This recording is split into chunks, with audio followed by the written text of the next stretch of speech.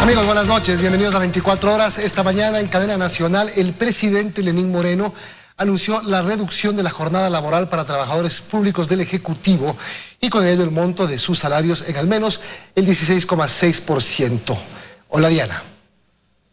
Hola Milton, amigos, muy buenas noches. El presidente de la República también señaló que 10 empresas públicas se eliminarán y que se libera el costo de las gasolinas extra, Ecopaís y del diésel. Con esta noticia empezamos hoy 24 horas. Reiterando que 150.000 ecuatorianos han perdido su trabajo a causa de la crisis y que jamás el país ha tenido tantas pérdidas humanas y económicas, pues en este último campo eso significa 50% menos de ingresos. El presidente Lenín Moreno comenzó por el recorte del gasto público. El impacto será para los trabajadores del Ejecutivo. Los servidores pasarán a trabajar 6 horas diarias en lugar de las 8 de hoy y recibirán la remuneración por esas 6 horas, priorizando el teletrabajo. Se exceptúan de esta medida quienes no pueden tener ningún cambio en su horario y en su modalidad de trabajo, el personal que preste servicio de salud, policía, fuerzas armadas y el resto de funcionarios de seguridad. Educación tendrá un tratamiento especial, tendrá solo 1 hora de reducción. Este recorte de 2 horas de la jornada se traduce en una rebaja de hasta el 16,6% del sueldo y para los maestros del 8% menos en su salario. En masa salarial la reducción es de 980 millones, pues se suman también despidos y la terminación de contratos ocasionales, que en este mes suman 4.000. Otro de los anuncios claves giró en torno al subsidio de los combustibles. El precio internacional de combustible ha bajado en todo el mundo, pero el sistema que tenemos no permite que la ciudadanía se beneficie de esa reducción. Este cambio nos permite bajar el precio de la gasolina extra y la Ecopaís de $1.85 a $1.75 y el precio del diésel a $1. Además de la reducción en la masa salarial, se reducirán 400 millones de dólares en bienes y servicios, en gasto capital 1.300 millones y en la renegociación de la deuda aseguraron que existirá un ahorro de 1.300 millones. También se eliminarán y fusionarán 10 instituciones. TAME entrará en liquidación manteniendo las rutas que conectan a lugares donde no hay otras alternativas. Se cerrarán 5 embajadas, regresarán a 10 embajadores, se terminarán 75 contratos en el exterior y todas las funciones del Estado acordarán hasta fin de mes ahorrar entre 10 y el 15% del presupuesto de gasto corriente. Se plantea además la creación del crédito Reactívate Ecuador para el 25 de mayo, para que micro, pequeñas y medianas empresas puedan cubrir su nómina y costos operativos. Se trata de un crédito con tasa del 5%, 36 meses plazo y 6 meses de gracia, otorgados por el Banco del Pacífico. Luego se irán sumando otros bancos y cooperativas. Dayana Monroy, 24 horas. El gobierno fija una jornada especial de trabajo para los servidores públicos para enfrentar la crisis que ahonda la pandemia del coronavirus. La medida, que podrá aplicarse hasta por 1 año, implica la reducción de la jornada laboral y el sueldo de la burocracia del Ejecutivo. El ministro de Trabajo, Luis Arturo Poveda, dio esta tarde más detalles sobre la jornada especial que tendrá el sector público como una de las medidas adoptadas por el gobierno para enfrentar la crisis profundizada por el coronavirus. Poveda aclaró que la decisión se enmarca en la Ley Orgánica de Servicio Público, que contempla 2 modalidades de trabajo, ordinaria y especial. Y ya que por la coyuntura no deben existir aglomeraciones, la jornada laboral en el sector público pasa de 8 a 6 horas, lo que implica una reducción del 16,66% del sueldo del trabajador. Que si bien es cierto se reduce la jornada en un 25%, no así la remuneración de los servidores. La reducción de la remuneración corresponde al 16,66%. Los maestros también tendrán una variación de la jornada y del sueldo que reciben a fin de mes. Deberán trabajar 7 horas y se les descontará el 8,33% en el sueldo. Así, por ejemplo, un servidor público grado 1 ganaba $527. En jornada especial, su sueldo se reduce a $439. Otro caso, un docente categoría E con sueldo de $986, en jornada reducida ganará $903. El Ministerio del Trabajo expedirá la norma de manera inmediata conforme lo definió el señor presidente de la República, y la aplicación de las mismas les corresponde a las unidades de talento humano y a las máximas autoridades institucionales. El ministro aclaró que las aportaciones patronales al Seguro Social no deberán tener ninguna variación, ya que deben ejecutarse sobre las 240 horas mensuales. O sea, las instituciones en base a las 8 horas diarias de trabajo. y en lo que corresponde al aporte personal, es decir, del servidor público, también tiene que hacerse dicha aportación en base a las 8 horas diarias. Esta jornada especial, que podrá durar máximo un año, no se aplicará a personal médico, policías, fuerzas armadas y demás personal de seguridad. La reducción de la jornada laboral y el sueldo tampoco incluye a funcionarios de los gobiernos autónomos descentralizados, prefecturas y juntas parroquiales. Joana Ramos, 24 horas.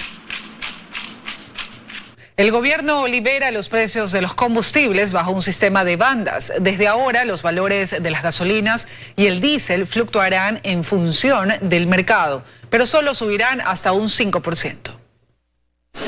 Casi 7 meses después del primer intento, el gobierno presenta una nueva propuesta para el precio de las gasolinas extra Ecopaís y diésel. En cadena nacional, el presidente Lenín Moreno adelantó esta mañana que el país liberará el precio de los combustibles, pero aplicará controles. La ministra de Gobierno, María Paula Romo, aclaró que no es una eliminación de los subsidios, sino más bien aprovechar la fluctuación de los precios en el mercado. Es un cambio en la forma de calcular el precio.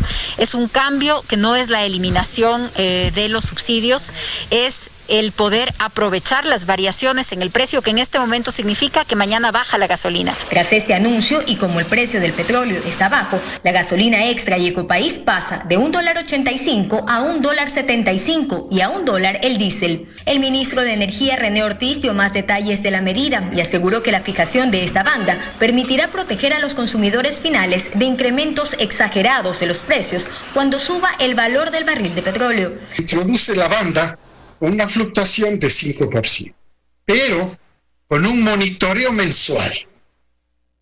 Y el monitoreo mensual quiere decir que estamos monitoreando desde este instante cómo se comporta el WTI en el mercado.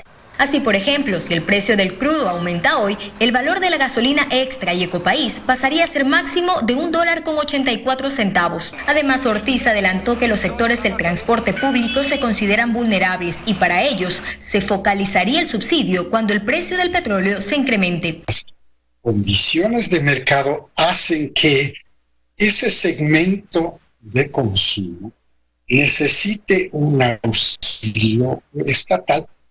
Ahora sí va a ser dirigido a ese segmento de consumo, no a los precios del combustible.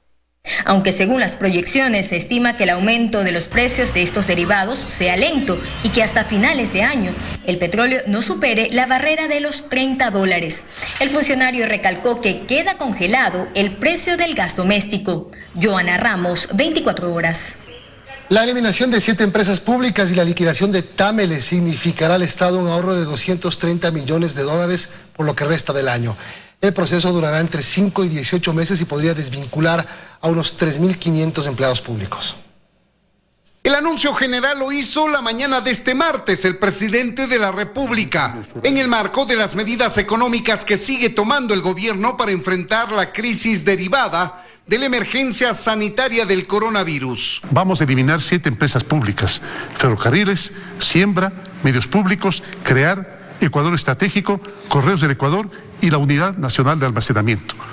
TAME, que ha perdido más de $400 millones en los últimos 5 años, entrará en liquidación. La pérdida que arrojaba la mayoría de estas empresas del Estado, su ineficiencia, la posibilidad de que su gestión la realice otra dependencia estatal ya existente, son entre otras las principales motivaciones que le llevaron al gobierno a escoger esas 8 empresas públicas que se suman a otras 3 que ya están en proceso desde el año pasado. Somos 21 actualmente, tienen vida jurídica 21 efectivamente, 3 están ya en liquidación. En Farma, EPSE y Fabrec desde el octubre del año pasado, que asimismo en 30 días estas se cierran, en 25, 26 días se cierran.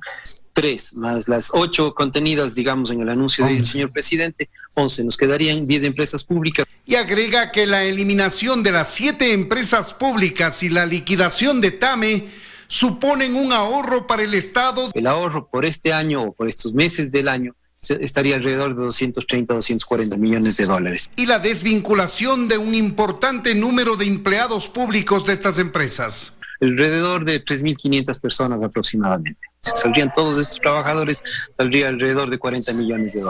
El proceso de eliminación de las 7 empresas y la liquidación de TAME, que es más compleja, durará entre 5 y 18 meses. Bajo la coordinación que hemos venido realizando con la Secretaría Jurídica de la Presidencia, se emitiría un decreto por cada una, porque podrían haber algunas particularidades menores entre una y otra. Con esta decisión se eliminan 5 empresas públicas más creadas por el gobierno anterior y otras 3 muy antiguas que son TAME, Correos del Ecuador y Ferrocarriles. En Quito, Freddy Paredes, 24 horas.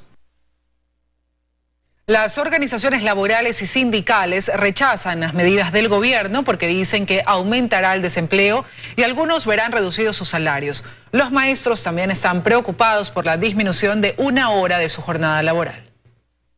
Los trabajadores de todos los sectores no están de acuerdo con el anuncio del presidente Moreno. Las medidas en materia laboral, dicen, son intolerables. Se estarían desvinculando a cientos de trabajadores. Rechazo a cualquier recorte en la jornada y por ende los ingresos de los trabajadores y por ende los servicios que presta el sector público. Y sí, la medida que más preocupa es la reducción de la jornada laboral de 8 a 6 horas para los servidores públicos de la función ejecutiva. Todo el peso de la crisis se pone en los hombros de los empleados públicos. Ellos sostienen que estaban de acuerdo con el aporte que inicialmente se establecía en la Ley de Apoyo Humanitario y por eso piden que se revise esta nueva medida. El descuento que estábamos previstos a aportar mediante esa escala que estaba en el proyecto de ley va de entre el 4 y el 10%. Ahora a todos 25% menos. Eso es intolerable. A ellos se suman los maestros, pues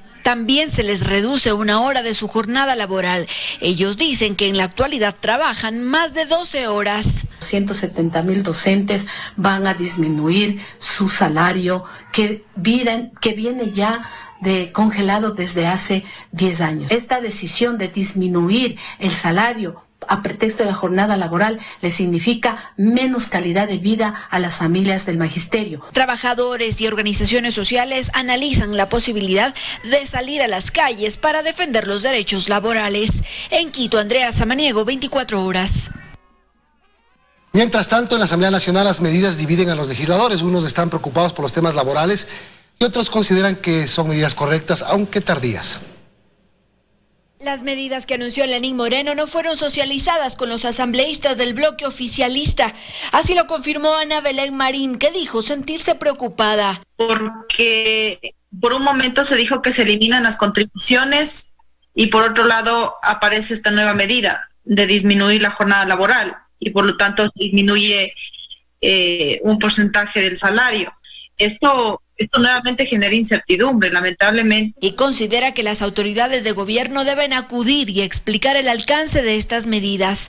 Por su lado, la Revolución Ciudadana cree que las medidas perjudican directamente a los trabajadores. Y aquí lastimosamente están tomando partido fundamentalmente por sostener la economía en la forma en la que ellos entienden y perjudicando a los trabajadores con más desempleo y más pobreza en el pueblo ecuatoriano. En cambio, desde el PSC estas medidas son correctas, aunque tardías, como la reducción de los contratos ocasionales. De personas que no hacen absolutamente nada, que son parte de ese estado burocrático y obeso, y que no se toque bajo ningún concepto al personal que sí sirve, que sí trabaja, que sí es de carrera. Además, que ven positiva la eliminación de las empresas públicas. Se va a lograr ahorros significativos. Es así como se tiene que tratar los temas del Ecuador. Sobre la liberación de los combustibles tienen dudas, por lo cual pedirán información. Nos preocupa, eso sí, que si vuelve a subir el precio del petróleo, no suba el pasaje de transporte público. En Quito, Andrea Samaniego, 24 horas. Más noticias, amigos. Cientos de personas salieron este martes a las calles de Guayaquil previo a lo que será el cambio de semáforo de rojo a amarillo. Dueños de locales ultiman detalles para reabrir sus puertas. El comercio a un día del cambio de semáforo de rojo a amarillo en Guayaquil parecería haberse reactivado casi por completo.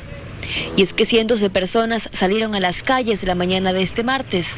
Unos ya se encontraban trabajando y esperan que a partir del miércoles todo mejore. Dios quiera que mañana sea mucho mejor que hoy. Bastante tráfico en las principales calles de la urbe fue lo que también se pudo observar. Si bien hay quienes tienen recelo con este cambio, piden a la ciudadanía tener en cuenta las medidas de bioseguridad, sobre todo el uso de mascarillas a toda hora. He salido a hacer un trámite del banco, ya cumplí y me voy a casa, pero aquí andan como de paseo. Locales comerciales ultiman detalles para lo que será abrir sus puertas luego de 60 días, una vez que Guayaquil cambie de semáforo rojo a amarillo, respetando por supuesto el 50% del personal dentro del establecimiento. Y uno de ellos es Felipe.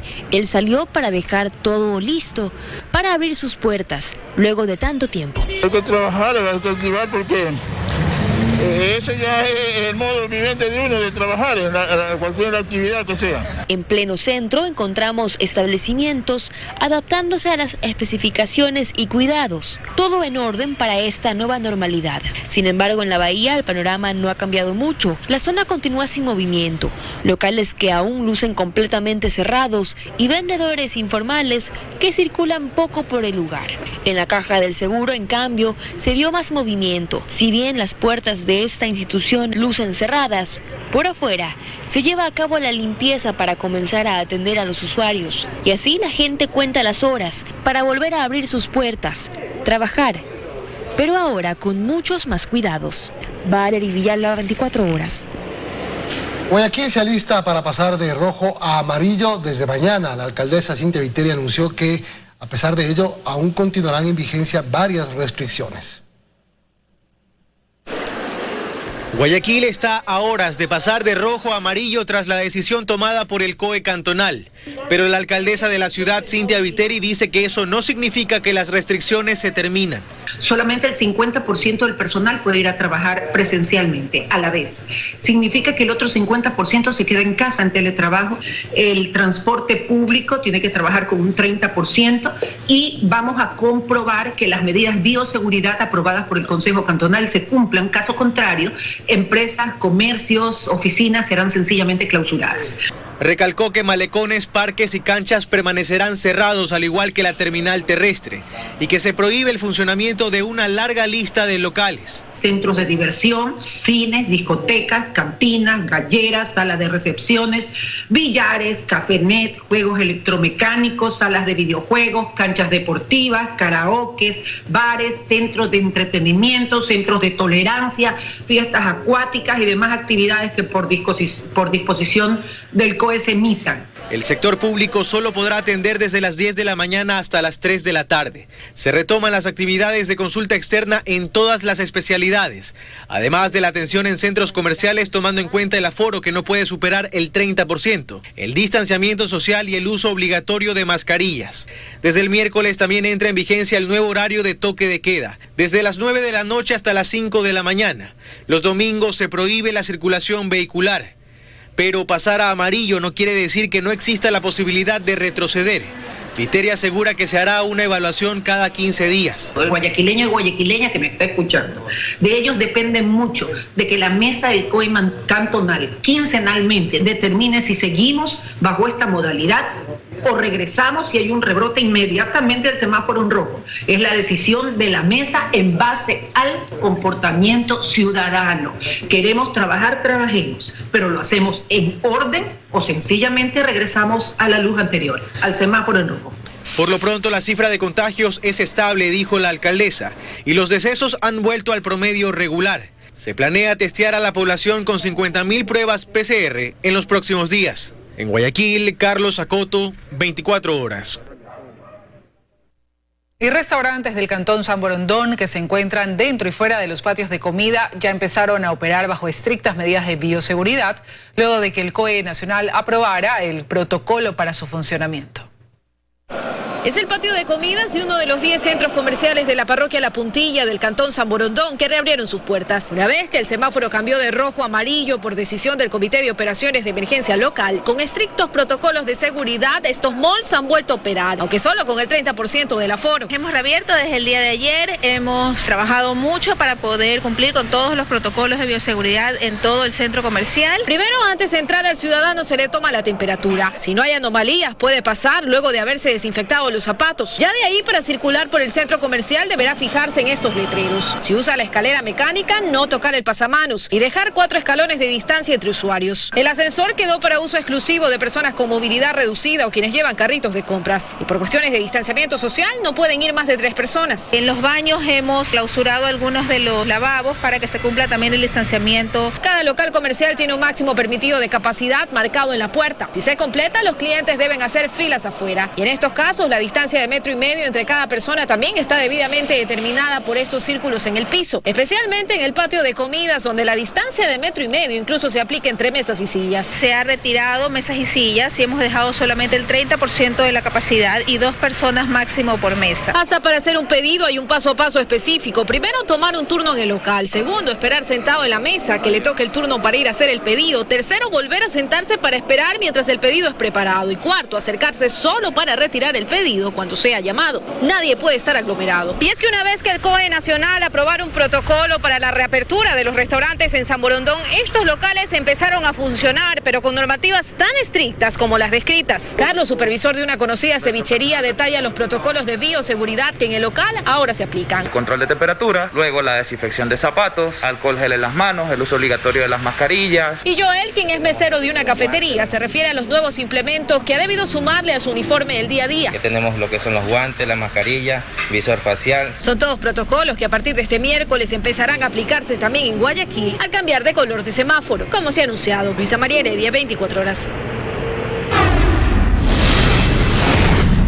3 sectores estratégicos están en riesgo por la erosión regresiva del río Coca en la zona de la que fuera la cascada de San Rafael en la provincia del Napo. Las autoridades trabajan en la evaluación de esta erosión e incluso está en proceso la contratación de un estudio para la estabilización de los taludes en el río.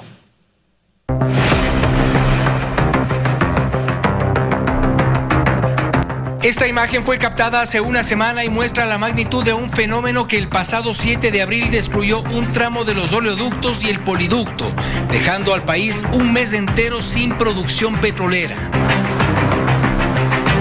Es la llamada erosión regresiva que avanza con fuerza desmoronando las zonas laterales del río Coca y avanza río atrás, amenazando con un desastre mayor. Indudablemente es un riesgo para las obras, para toda la infraestructura existente y poblados aledaños al cauce del río. No se sabe en cuánto tiempo, pero amenaza también con llegar hasta el área de captación de agua de la central hidroeléctrica Coca-Codo Sinclair, ubicada a 19 kilómetros atrás. El ministro de Energía, René Ortiz, ha confirmado que los técnicos evalúan el tiempo que resta para tomar decisiones. La velocidad es muy importante para ver con cuánto tiempo se dispone para prevenir cualquier daño que se pudiera causar en las obras de captación. Y es que el caudal del río Coca se ha incrementado en momentos hasta en 7 veces lo habitual y sería una de las causas del rápido avance de esta erosión que pone en riesgo a toda la zona. Hay 3 sectores estratégicos amenazados.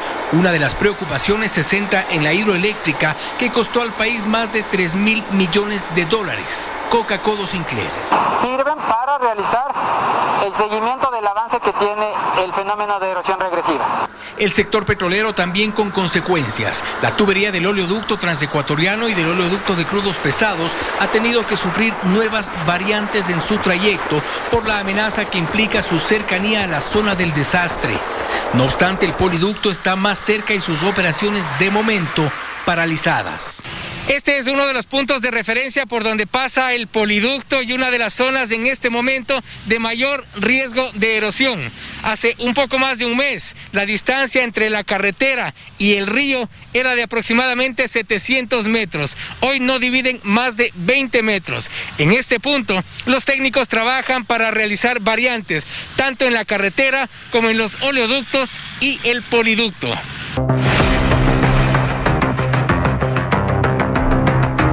Esta señal es lo que llaman los técnicos la zona de fatalidad.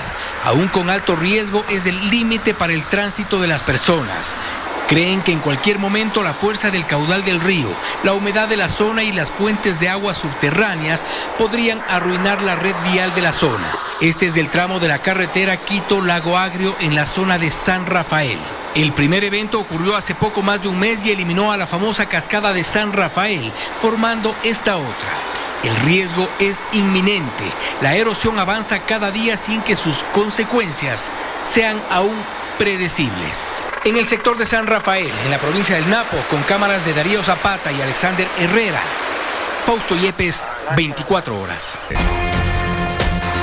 Desde junio del año pasado, la Comisión Anticorrupción denunció la entrega de contratos a la familia Llerena Candela.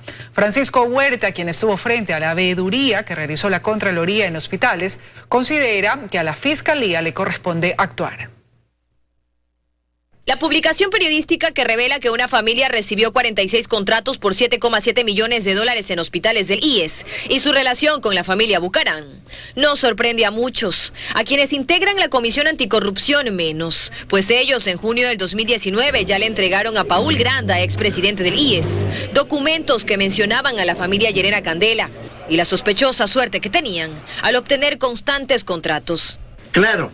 Estamos yendo este momento a la pesca de las sardinas, pero yo creo que hay que afectar y atacar a los tiburones de este entramado. Pero en la Comisión Anticorrupción no se detuvieron al entregarle la información a Granda. En septiembre fueron hasta la Contraloría y en noviembre del 2019 incluso a la Fiscalía.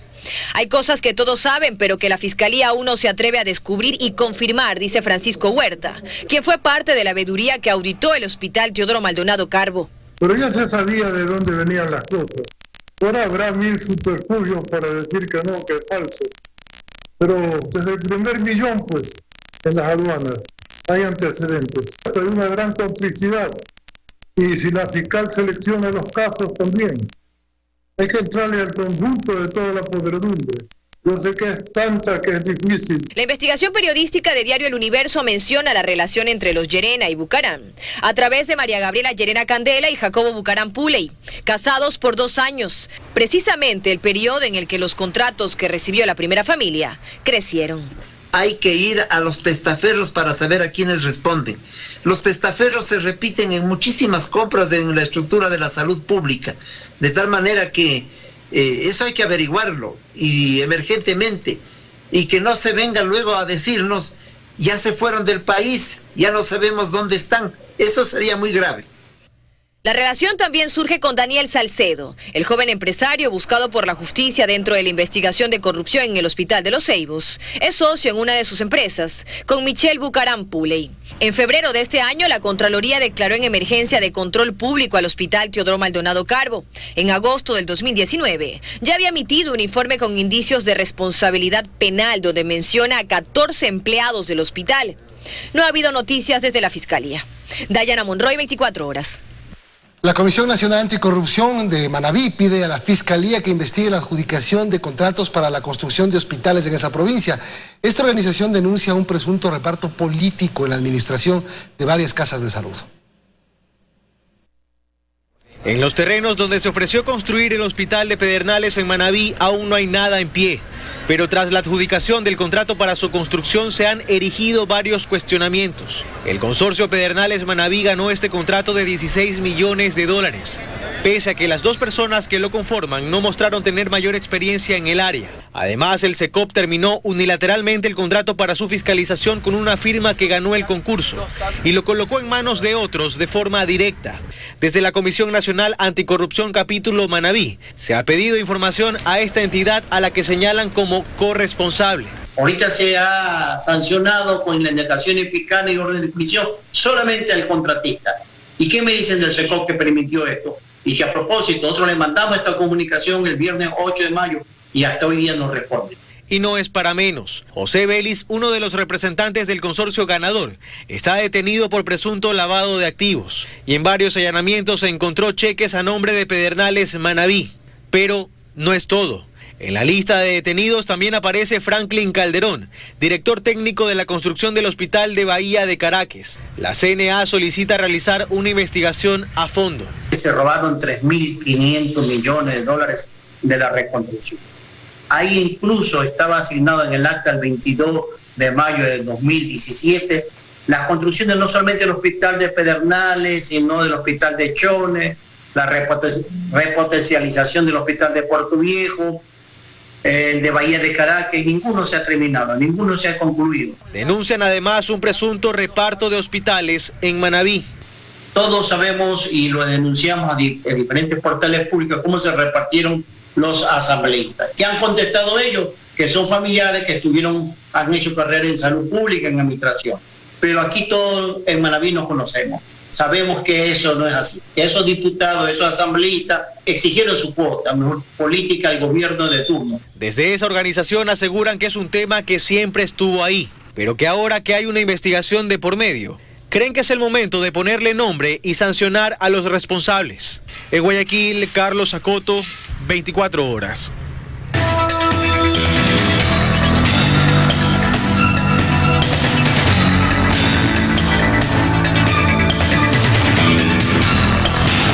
Por tu salud.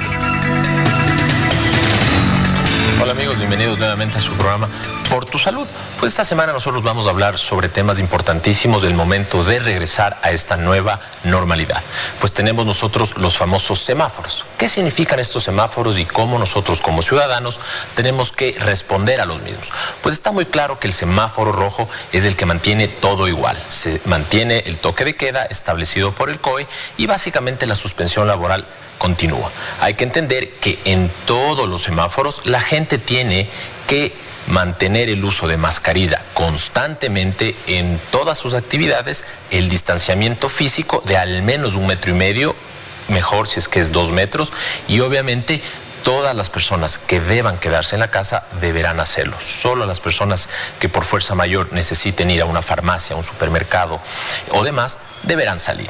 ¿Qué pasa cuando nosotros salimos al famoso semáforo amarillo? Hemos visto que algunos cantones del Ecuador están en este proceso de cambio. El cambio es paulatino, el cambio tiene que ser de manera responsable, pero la gran mayoría de las personas deberemos cumplir nuestro compromiso de respetar el distanciamiento físico y el uso de mascarillas. ¿Qué conlleva este famoso semáforo amarillo? Pues básicamente a nivel laboral el 50% del personal puede regresar a sus trabajos. El transporte urbano también empieza a brindar servicio hasta con un 30% del total de su ocupación.